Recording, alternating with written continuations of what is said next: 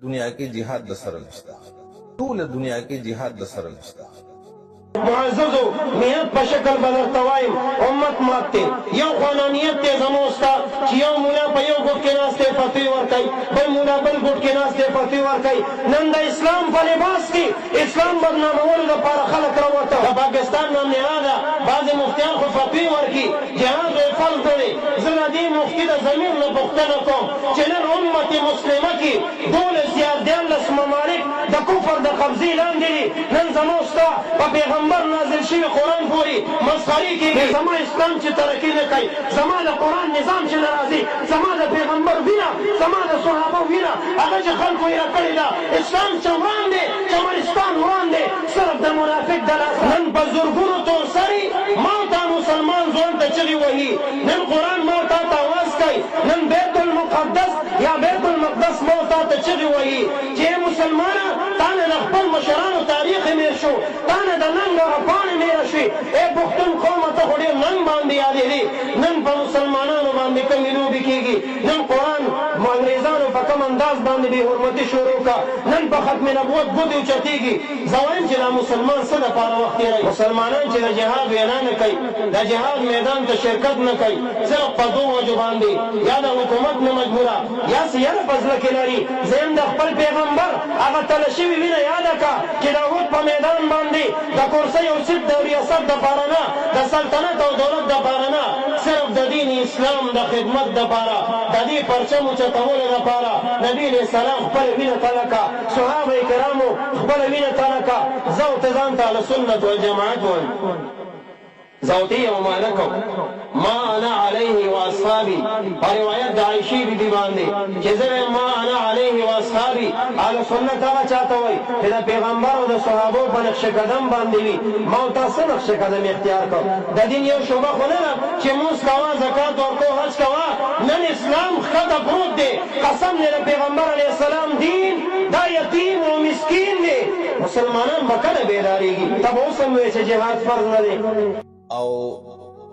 په فلسطین کې چې کوم جنگ روان دی نو دا د عرب او د اسرائیل په منځ کې روان دی او اسرائیل هم دا عربو سره جنگ کوي څوک چې د هغوی مزاحمت کوي او د فلسطین په ځمکه باندې جنگ دا په اسلام نه دی او دا په مسلمانۍ نه دی په اسرائیل کې په خپله هم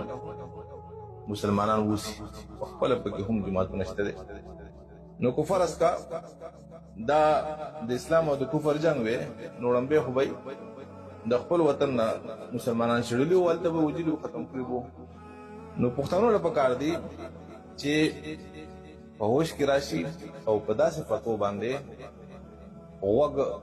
نړقای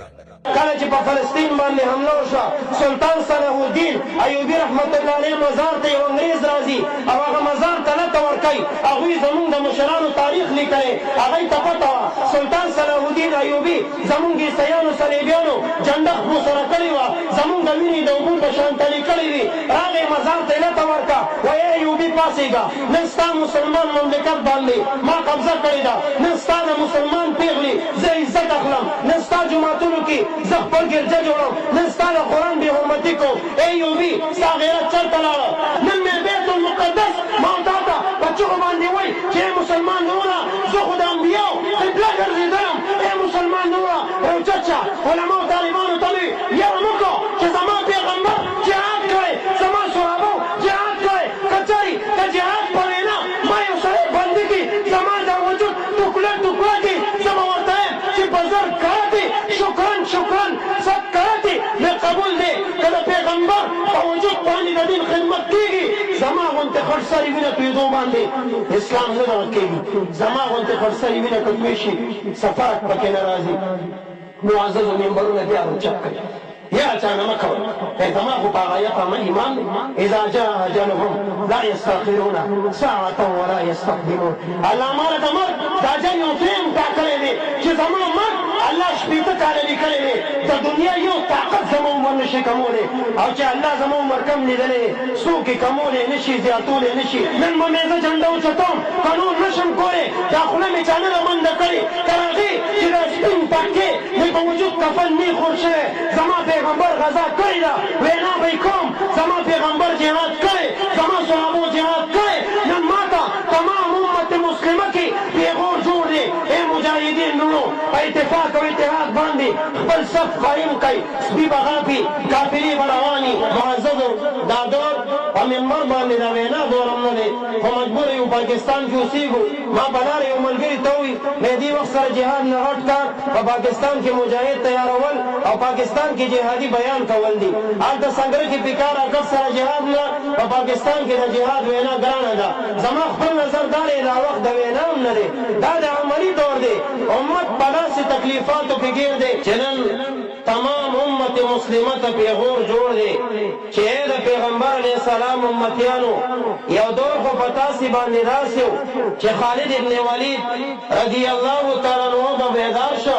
مبارک به بیرغ د اسلام اوچت که او کله به د اسلام جنډه اوچته که کفارو به خپل بچو ته د لاسه ورکوله ای بچیه چپ شه خالد ابن ولید را روان دی کله به چې ابوبیده ابن جراح د مسلمانانو قمندان شو او بیرغ د اسلام به اوچت که مشرق مغرب څو ملکونه فاصله کې به کفار ولړزېده چې نن خو مجاهدین د شام په باډر او ساحه باندې دي ډېر زر ده چې هغه به یونان او نورو ځایونو ته ورسېږي کله به چې سلطان صلاح الدین ایوبي رحمت الله علیه خپلې تورې ته شرنګ ورکړه د صلیبیانو سوټونه به بې ځایه ټیټ شو کله به چې سلطان محمد فاتح سلطان محمود غزنوي دارنګې زموږ مسلمانانو سپهسالارانو جنډې او توره د اسلام دپاره اوچته که کفارو به بغیر د جنګ نه سلا وغورځوله هغوی به ماشومانو ته تسلا ورکوله نن د مسلمانانو عظیم رهنما را روان دی نن ما او تا ته د یهودیت او د نصرانیت پیغور په غاړه دی ای مسلمان قومه تا چې په کم مشرانو باندې ننګ او غیرت کولو تا به چې ما ته د خالد ابن ولید قصې کولې ای مسلمان قومه تا به چې ما ته د ابوبید ابن جراح قصې کولې ای د مسلمان شیخ الحدیثه ته چې په دې کتابونو کې دې بچو مسلمانانو ته د سلطان صلاح الدین ایوبي د صحابو د شهادتونو قصې کې ستا د قرآن چرته رایجدې ستا د پیغمبر قانون چرته کې راغه نن ته تمامه دنیا کې وګوره په تمامه دنیا کې چې چرته سور سیلاب بهیږي او وینه تویږي هغه به د مسلمان تویږي په دنیا کې نظر واچو وینه روانه ده دا به د مسلمان وي چرته د یو تورسري بېعزتي کېږي هغه به د مسلماني تورسري بېعزتي کېږي نن بیت المقدس زمونږ زړه قبله مونږ ته په چغو باندې اواز کوي چې ای مسلمان قومه سلطان صلاح الدین ایوبي زه رها کړم خلاص کړم ای مسلمان قومه نن زرګونه لکونه مسلمانان ژوندي نن زما په غېږ کې یهودي په پلیت بوټانو قدمونه ایږدي نن یهودي شرابونه څښي نن زما هغه سینه چې د چا په وړاندې 1,40,000 کم بېشم بیو منځونه کړي دي ای مسلمان قومه غیرت دې چلته لاړه نن ما تا ته د باګرام په جیل کې افغانستان او د کشمیر تورسري اواز راکوي چغې وهي چې ای مسلمان وروره ای د خیبر پښتونخوا مسلمان ځوان وروره کله به چې د یو مسلمان په چاردیوارۍ کې یو تورسري ناسته وه 4 یا 5 وروڼه به یې راروده چا په دې تورسري اواز نشو کولی نن په زرګونو او لکونو او کروڑونو وروڼو په موجودګۍ کې نن زما عزت پورې ولې لوبې کېږي کله چې 2001 کې په افغانستان باندې د صلیبیانو یلغار او قبضه راغله د بعضې نامنهادو منافقانو په کوشش باندې د هغوی په مدد باندې کله هغوی باندې یلغار راغی په افغانستان کې امارت اسلامي د ملا محمد عمر رحمت الله علیه هغه ګلان طالبان چا چې خپلو وینو باندې د اسلام بیرغ اوچت کړی و هغه بیرغ هغوی لاندې راغورځولو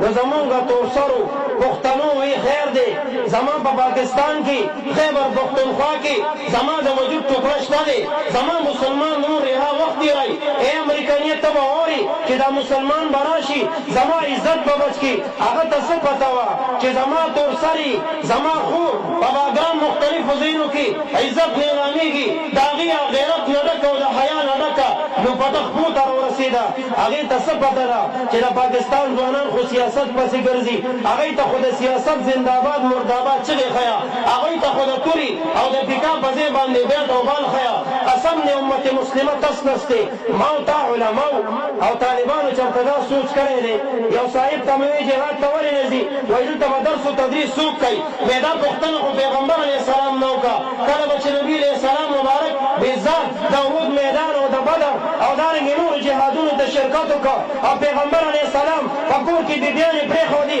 مبارک خدا غم نه کولو چې زما د مخه خو الله کائنات پیدا کړی زه لاړ شم بیبیانې به مې څه کوي زه لاړ شم بیا به څه کېږي دا غم خو صدیق اکبر صاحب نه دی کړی عمر صاحب نه دی کړی مې صاحبه د درس و تدریس او دا میدان قسم دی که په حقیقي معنو کې فکر وکړو مونږ د جهاد نه د پټېدو یو لار پیدا کړې ده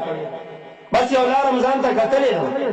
زه درسي میدان کې خدمت کوم زه دې میدان کې افغانستان ملګري خو بیا هم لا جهاد کې شرکت وکړي د پاکستان خلکو خو ځان ته بانه پیدا کړې